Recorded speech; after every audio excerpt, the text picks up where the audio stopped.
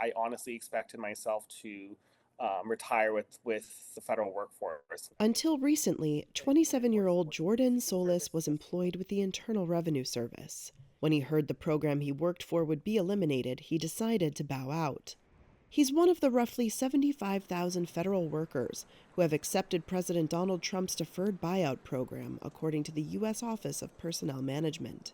I was even in works of working with the Secret Service just like 2 years ago, and looking towards other prospective positions for my future here, and just to have that essentially that door be closed is pretty crazy. The Trump administration is pursuing various strategies to cut the civilian workforce of 2.3 million, including wide-ranging firings. It had promised to pay workers who voluntarily left their jobs through September 30th. A judge allowed the plan to proceed earlier this week. Many bristled at Trump's description of the civil service as bloated and ineffective, but some were ready to retire anyway. Others were motivated by looming federal workforce cuts or return to office orders.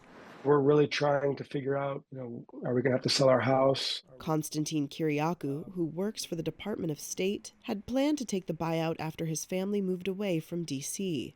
His wife lost her job in the cuts at the U.S. Agency for International Development.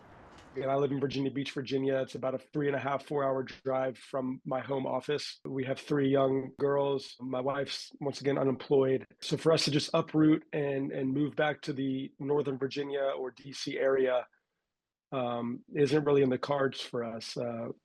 It's obviously a higher cost of living up that area. Kyriakou had been following the news of a judge weighing in on the buyout and was waiting to hear when the new deadline to accept the offer would be.